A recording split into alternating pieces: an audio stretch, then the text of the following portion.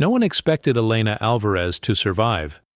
Not the poverty, not the betrayal, and certainly not being handed off like property to a man she didn't know. But fate had other plans. Joel Harrington stood silently by the old pickup truck as Elena was pushed toward him by her own father, a man too drunk and too deep in debt to care what happened next. "Take her," he muttered. "She'll pay my dues." To Joel, this wasn't about repayment. This was a test. After watching woman after woman fall for his wealth instead of his soul, Joel, a young billionaire hidden beneath dusty jeans and a quiet demeanor, had finally decided, if he couldn't find someone who loved him as a nobody, he didn't want to be loved at all. And Elena? She had no idea that the man who'd just saved her from a cruel household wasn't a poor contractor, but the heir to one of the most powerful business empires in the state. All she knew was that, for the first time in years, someone didn't look at her with disgust, but with quiet respect. This wasn't the beginning of a transaction. It was the start of something neither of them expected, and it would change both of their lives forever. The sun burned high over the village of Santa Teresa, casting long shadows across the cracked stone path that led to the Alvarez home, or what was left of it. Inside the crumbling two-room house, Elena Alvarez, 22, scrubbed the soot-stained floor with bare, calloused hands. Her fingers were raw, her knees bruised, but worse than the physical pain was the heaviness in her chest. "Faster!" barked Grace, her stepmother, dumping another bucket of dirty water onto the floor. "If this place isn't spotless by dinner, you'll go to bed hungry again." Elena didn't answer. She had learned long ago that speaking only made things worse. Her real mother had died when Elena was just 13, a quiet, dignified woman who used to sing lullabies even when she herself was hungry. After her death, Elena's father, Tomas, had unraveled. He turned to the bottle and then to Grace, a woman who brought poison not just into his veins, but into their home. Grace made Elena's life a living sentence. Her clothes were hand-me-down rags. Her meals were scraps. Her education, stolen. She had been forced to drop out of school at 16 to work in the fields, just to keep the lights on. Even then, Grace found ways to twist her efforts into blame. "Ungrateful girl," Grace hissed one night as she slapped a plate of cold beans onto the table. "You think you're better than us, acting all saintly and quiet?" Elena looked up, not with defiance, but with dignity. "No, ma'am, just trying to survive." That quiet strength made Grace hate her more. But the worst betrayal came not from Grace, but from Thomas himself. When the debt collectors came knocking, 3 months' rent unpaid, liquor tabs piling up, Thomas made a decision that would shatter what little remained of Elena's world. He called in a favor from a man in town, a man named Joel. "I can't pay you," Thomas slurred, "but I can give you something worth more." Elena had been in the kitchen when she heard those words, and before she could make sense of them, she was standing on the dirt road, her few belongings stuffed into a plastic bag, her father waving her off like discarded furniture. The only one who cried was her little brother Mateo, who ran behind the truck, barefoot and screaming, until the dust swallowed him whole. Elena didn't cry. She had learned long ago, in this life, tears were a luxury she could no longer afford. Joel Remington stood at the edge of the city's dusty bus terminal, a canvas duffel bag slung over his shoulder and a baseball cap pulled low to shadow his face. He looked like any other working-class man, plain jeans, worn boots, and a second-hand flannel shirt. Nothing about him hinted at the reality that he was the only heir to the Remington fortune, a vast empire built from decades of real estate, tech, and luxury investments. But Joel had long grown cynical about what that fortune had brought him. Women, who once barely noticed him, now clung to his arm. Smiles widened when he flashed his platinum card. Laughter came easier when the champagne was on his tab. Every relationship had felt scripted, choreographed by greed, never affection. So, 3 months ago Joel vanished from the tabloids, No more luxury cars, no more press appearances. He left behind penthouses and privilege for a one-room rental behind his own company's warehouse. His mission was simple: to live among the unnoticed, to work like the overlooked, and most importantly, to love like a man without a name. When a desperate, angry man named Tomas Alvarez approached him one night, offering his daughter in exchange for a debt Joel never asked to be repaid, Joel almost walked away. Almost, but something about the man's drunken slur. "She's strong, silent, too proud, for her own good," stopped Joel cold. Pride, dignity, strength. Those were qualities money couldn't buy. Joel agreed, but only on one condition. "She comes with me willingly," he said firmly. "If she says no, the deal's off," Thomas had scoffed. "She won't say no. She never does." Now standing in the shared yard of his tiny home, Joel watched as a slender young woman stepped off the bus, gripping a tattered bag as if it held her entire world. Her clothes were faded, her eyes dull, but there was something in her posture that made him pause. She wasn't broken. She was holding herself together by threads, but threads of steel. "Elena?" he asked gently. She nodded once, warily. "I'm Joel. You can stay here for now. No pressure, no expectations." She looked around the simple space, a garden of cracked pavement, a shed converted into a room, and for a moment something softened in her eyes. Joel offered a hesitant smile. She didn't return it, but she didn't turn away either, and for Joel Remington, the billionaire in hiding, that was the first real sign of hope he'd seen in years. The first few days passed like silent pages. Elena kept mostly to herself, waking early to sweep the yard or hand-wash her few clothes in a plastic basin.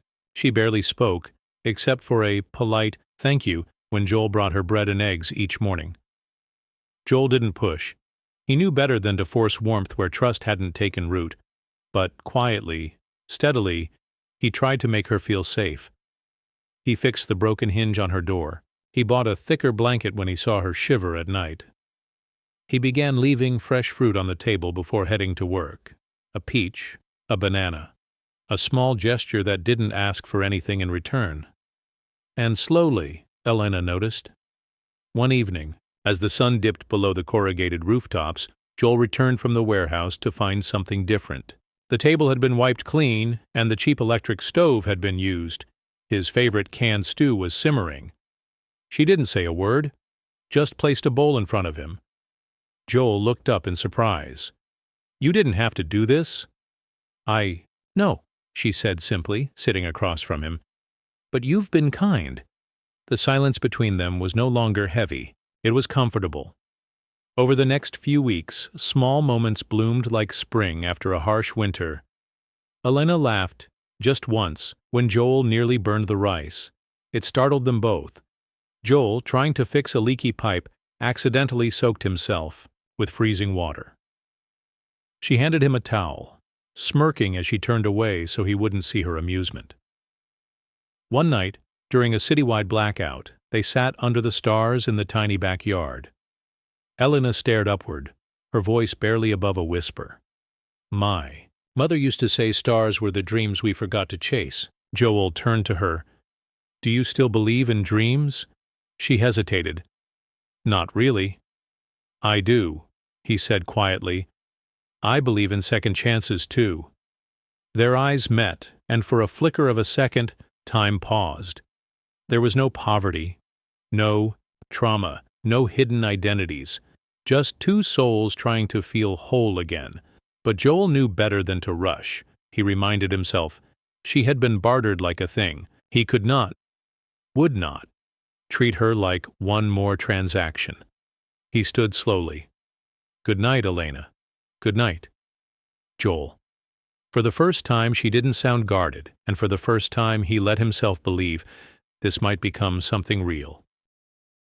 It started with a ride. A sleek black Mercedes pulled up just outside the local market where Elena sold handmade bracelets for a few coins a day. The man inside was sharply dressed, a tailored suit, a polished watch, a smile like a promise. His name was Damien Sinclair. He was the son of the estate owner Joel worked for, a man used to getting anything he desired. "Elena, right?" he asked, stepping out of the car. "I've seen you around. You're wasted in a place like this." She blinked. "I don't know you." "No, but I'd like to change that," he said, offering his hand. "How about coffee?" "Just coffee." Joel, arriving from the warehouse with a sack of rice over his shoulder, froze as he saw the interaction. Elena shook her head politely and walked away. But Damien wasn't used to hearing no. Over the next week, he showed up again and again, offering rides, designer shoes, and a part-time job in his downtown gallery. "No strings attached," he said. "Just think about it. You deserve better." Joel said nothing at first, but she could sense the tension in him. One night she confronted him. "You think I'll say yes, don't you? Because I used to be treated like property?" Joel looked up from the dishes, his jaw tight. "I think you're stronger than that." "But what if I wasn't?" she asked, voice trembling. "What if I wanted to feel wanted, not pitied?" Joel dried his hands and turned to her. "Then I would still respect your choice. But not all glitter is gold, Elena." That night, Elena sat alone, staring at a sleek new phone Damien had slipped into her basket. On the screen, a photo of a beachfront villa captioned, "This could be your life." She closed her eyes, remembering Joel's hand bleeding after fixing her door, his awkward stew attempts, his quiet respect. The next day she returned the phone to Damien's face. "You're right," she said. "This could be my life, but I don't want to trade dignity for luxury." He laughed, cruel and sharp. "Don't expect your poor friend to love you forever. Men like him break when they realize love doesn't pay bills." She didn't answer, just walked away. That night Joel found a note on his pillow. "I chose the harder road, not because it's noble, but because it's true. Thank you for never treating me like a price tag. E." He read it twice. Outside the stars shimmered again, but this time they felt like promises, ones that might just be kept. Joel never told Elena the truth about his family. Not because he wanted to lie, but because he wanted to be loved without a name, without a title, without the fortress of wealth shielding his flaws. But not everyone shared his vision. From the moment his older sister Celeste learned about the girl from the slums, her skepticism became a weapon. Celeste was sharp, calculated, and fiercely protective of the family's legacy, and she didn't believe in fairy tales. "She's beautiful, yes. But let's see if her loyalty holds when the wind changes," Celeste murmured to their father, Lawrence Whitmore, patriarch of the Whitmore Empire. Joel had told them to stay out of it. But they didn't. 3 days later, Elena received a call from a woman claiming to represent a women's empowerment charity. "We offer scholarships to young women who've endured hardship. We'd love to sponsor you, send you abroad. Paris, Rome. You could study art, fashion, anything. All expenses paid." The timing was suspect. Too perfect. Joel noticed her distant eyes that evening as she stirred soup in their tiny kitchen. "Something on your mind?" he asked. "I got an offer," she said, voice soft. "Too good to be true." He nodded slowly. "And what does your heart say?" "That it came too soon. That maybe it's a test." Joel's stomach twisted, but he stayed silent. He didn't know yet that the offer was orchestrated by his sister and that Elena was under silent surveillance. The next morning, Elena visited the charity's office, a marble lobby, designer suits, too many cameras. A woman named Meredith greeted her. "If you sign here, you'll board a plane next week. It's your fresh start." Elena hesitated. "Can I ask something?" "Of course. Did Joel Whitmore's family send you?" There was a flicker, a tiny flinch in Meredith's smile. "That's not relevant," she said too quickly. Elena stood up. "Then this isn't the future I want." She walked out without taking the brochure. And behind tinted glass upstairs, Celeste lowered her binoculars, eyes narrowed. "She passed," she whispered. That night, Joel found Elena sitting outside, staring at the stars. "I think your family's testing me," she said simply. Joel froze. "I'm not mad," she continued. "They have every reason not to trust easily. But you should have told me." He took a breath, reached for her hand. "I didn't want you to fall in love with the Whitmores. Just me." Elena looked at him then, not with anger, but with something deeper. Recognition. "I never needed your name, Joel. I needed your truth." For a few weeks the world stood still in its newfound calm. Elena was adjusting, slowly, to life in the mansion. Though she still chose to sleep in the modest guest room instead of the luxurious master suite, Joel respected her boundaries. Their love deepened in quiet ways. Shared breakfasts, long walks in the gardens, fingers brushing over books in the family library. But not everyone was ready to let her belong. One rainy morning, Elena was called into the main hall. Two security guards flanked her, and Celeste stood near the fireplace, arms crossed, face unreadable. "We need to talk," she said crisply. Joel entered moments later, confusion on his face. "What's going on?" Celeste tossed a small velvet pouch onto the table. A gold antique necklace, one of the Whitmore heirlooms, spilled out. "This was found in Elena's dresser drawer," Celeste said, her voice carefully neutral. "She claims she doesn't know how it got there." Joel's jaw tightened. "That's ridiculous." But Elena looked stunned. I don't. I've never seen that before." "Maybe you took it without realizing it," Celeste offered, smoothly. "Or maybe you wanted a keepsake. It happens." Joel turned to Elena, searching her eyes. "Did you—" She recoiled. "You're asking me that?" His silence was a wound. The accusation stung. But the hesitation from Joel, his doubt, cut deeper. "I trusted you," she whispered, voice trembling. "And I trusted you," Joel shot back, eyes flashing. "But this looks bad, Elena." "Then maybe I should go." Her words sliced the air. Joel didn't stop her. He didn't move at all. That night, Elena packed her small bag and walked out of the mansion with nothing but the truth and her pride. Rain drenched her blouse as she stood by the gates, not looking back. What she didn't know, what Joel didn't yet realize, was that the real thief had been hired. The housekeeper, bribed by Celeste, had planted the necklace after being promised a month's salary in exchange. "She's not one of us," Celeste had said. "She'll thank us later." But the damage was done. In his room, Joel stared at the empty hallway where Elena's footsteps had once echoed. He had wanted to believe in love, but in the face of doubt he had hesitated, and in that hesitation he might have lost her forever. The morning after Elena left the Whitmore mansion felt colder, quieter, hollow. Joel barely touched his breakfast. He sat at the end of the long dining table, staring at the untouched coffee, as if it could answer the question burning in his chest. "Did I just destroy the only real thing I've ever had?" That's when Marcus, the longtime butler, approached hesitantly. "Sir, there's something you should know." Joel looked up sharply. Marcus cleared his throat. "Last night I overheard the housekeeper, Marta, on the phone. She mentioned receiving payment from Miss Celeste. Something about planting the heirloom in Miss Elena's room." Joel stood abruptly, chair screeching back. "Are you certain?" "Yes, sir, I recorded it. I wasn't sure if I should intervene, but I couldn't stay silent anymore." He played the voice memo. Celeste's voice was unmistakable. "Make sure it's tucked where she won't notice. He needs to see it himself." "Yes, ma'am. I'll do it tonight." "Easy money." Joel's stomach sank. The guilt hit him like a tidal wave. How could he have doubted Elena? After everything? Fueled by regret, Joel burst into Celeste's office. She looked up from her tablet, eyebrows raised.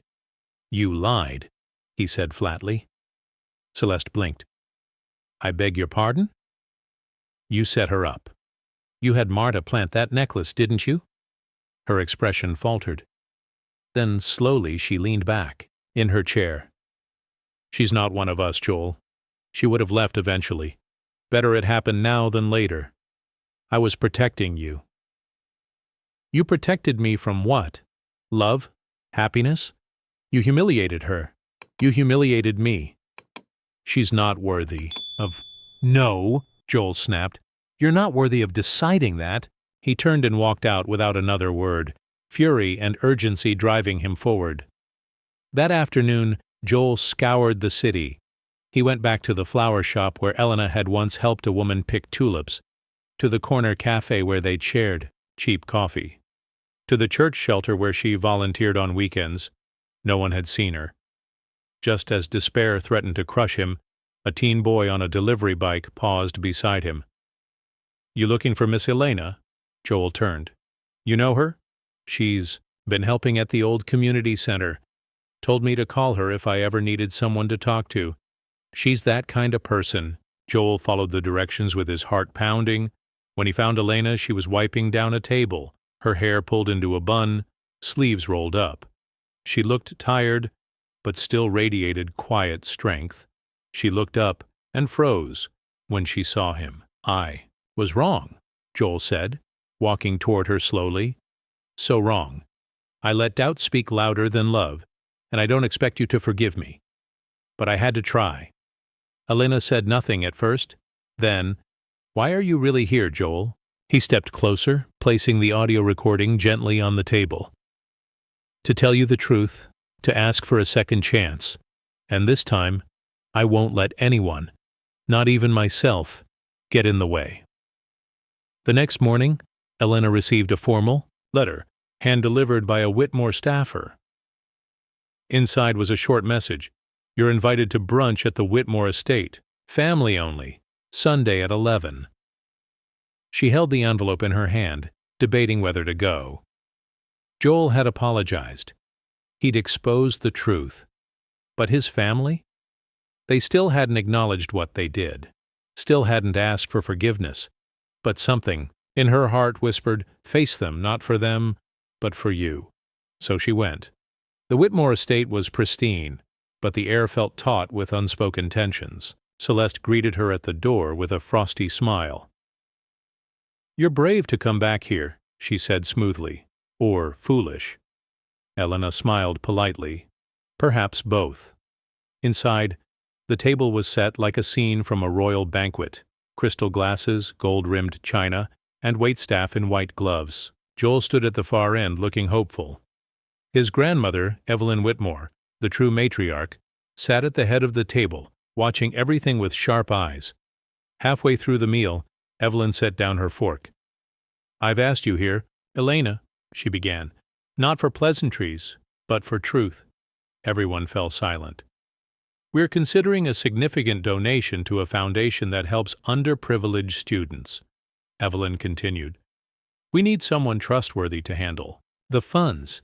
Celeste's eyes narrowed in disbelief. Mother! Evelyn held up her hand. Hush. Elena, Evelyn continued, we want you to manage the account. It's $1 million. We want to see what you'd do with it. Without guidance, without supervision. Elena blinked. Is this a test? It's a chance, Evelyn said evenly. Show us who you are when no one is watching. Joel stiffened, starting to object, but Elena touched his hand. I'll do it, she said calmly, but I don't want your money. Not unless it's really meant to help those kids. If this is just a trap, you're wasting your time, Celeste scoffed. What makes you think you can handle that kind of responsibility? I've handled heartbreak, betrayal, hunger, and humiliation, Elena replied, looking her straight in the eye. I can handle a spreadsheet. The room fell quiet. Evelyn stared at her for a long moment. Then she smiled. Genuinely. You remind me of myself when I was younger, the older woman said softly, except braver. That afternoon, Elena was given access to the foundation account. Instead of hesitating, she immediately directed funds to urgent student housing, purchased books for inner-city schools, and launched a scholarship program, all in her name and without asking for recognition. Within a week, News of her actions spread. Local papers wrote about a mystery donor improving lives quietly. And one evening, Evelyn called Joel into the study. She passed the test, she said simply. And if you let her go again, I'll disown you. Joel grinned. Not a chance. It was the night of the Whitmore Foundation's annual gala, an event known for diamonds, donors, and carefully choreographed speeches. But this year, it was about something much more powerful. Love. Elena stood in the grand ballroom of the Rosemont Hotel, wearing a simple but stunning navy gown. She had no idea what was coming. Joel had only said, "You deserve to be honored. Come tonight." She had almost refused, but something in his voice had been different, steady, unshakable. The ballroom glowed with chandeliers and candlelight. A string quartet played softly as guests sipped champagne. But Joel wasn't among them, at least not at first. When the MC took the stage, Elena assumed it was time for Evelyn's traditional speech. Instead, the spotlight hit a lone figure in the center of the ballroom.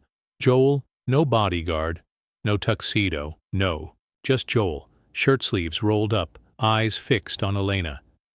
The room quieted. For years, he began, voice clear and carrying, I watched women fall in love with my last name, with the penthouse, the promise, the privilege. So I stepped away. I traded suits for calluses, business cards for blistered hands. I wanted to know if I could ever be loved for me. He paused, letting the silence sink. And then I met Elena. All eyes turned to her. She didn't care about bank accounts. She cared about whether I ate, whether I slept. She defended me before she knew me. And when she thought I had nothing to offer, she still offered me everything. Elena's breath caught. She's been tested, humiliated, and doubted, but she never gave up. On herself, on me. And tonight, I won't waste another minute hiding. He stepped forward. I'm Joel Whitmore. Yes, that Joel Whitmore. But I'm also the man who found his future sweeping floors and delivering pizza, because that's where she was. Then he pulled something from his pocket. A small velvet box. Elena Reyes, he said, kneeling in the middle of a stunned ballroom. You turned my test into a miracle. Will you marry me? Elena didn't cry. She laughed, bright, beautiful, disbelieving laughter, then nodded. Yes, 1,000 times, yes. The crowd erupted. Evelyn Whitmore stood in the back, dabbing at her eyes. Celeste looked like she might faint. But no one mattered at that moment, except Joel and Elena. He slipped the ring onto her finger, a vintage piece once worn by Evelyn herself. And just like that, the girl who once swept marble floors was being toasted beneath chandeliers by the city's elite as the future Mrs. Whitmore. 3 months later, the Whitmore estate felt different. Gone were the stiff, hushed halls of old money and tradition. In their place, music drifted from open windows, the scent of warm bread wafted from the newly reopened kitchen, and laughter echoed in rooms once cold with formality. Elena stood at the top of the grand staircase, watching volunteers set up the final touches for the Whitmore Youth Scholarship Brunch. Her name now appeared on every invitation. Not as a guest, but as co-chair. Joel appeared behind her, wrapping his arms around her waist. They're starting to arrive, he said, planting a soft kiss on her temple. You ready? Elena smiled. I was born for this. What no one knew, except Joel and Evelyn, was that Elena had just received her acceptance to Stanford Law. Full ride. The girl who once scrubbed other people's dishes was now preparing to fight for justice, with Joel funding a new legal clinic in her name. You sure you want your name attached to mine? She teased. Are you kidding? He grinned. You're the only reason mine's finally worth something. Evelyn descended the stairs, radiant in silver. I have an announcement, she declared. Joel's stepping down as CEO next year. He'll focus on the foundation. Elena and I will be co-leading. What? Elena blinked. Evelyn nodded. You changed my grandson. You reminded me what the Whitmore name should stand for: integrity, compassion, purpose. Joel added, and between you and me, she's twice the strategist I'll ever be. As guests filled the estate's garden, Elena gave the keynote. She didn't speak about wealth. She spoke about dignity, about every girl who'd ever been told she wasn't enough, about how power isn't in money, but in choice, in love, in staying true to your worth even when the world tries to discount it. Her final words silenced the crowd. Don't just rewrite your future. Redefine what's possible for someone like you. The applause was thunderous. Later that evening, as the sun dipped below the horizon, Joel and Elena walked hand in hand along the estate's newly built community garden. Do you ever think about how far we've come? She whispered. Joel looked at her, eyes full of awe. Every day, and I still can't believe the girl mopping floors under a marble chandelier became the woman changing lives under her own. She stopped, facing him. Not alone. We did this together. No, he said softly. You taught me how. As they embraced, fireflies danced through the dusk, and for the first time in generations, the Whitmore legacy wasn't about preserving a name. It was about earning it. Dear viewers, what lessons did you take away from this dramatic tale? We'd love to hear your thoughts in the comments below. If you enjoyed the story, give us a thumbs up, share it with friends, and hit that subscribe button. Don't forget to turn on notifications so you never miss out on our latest updates. Thanks for watching, and stay blessed.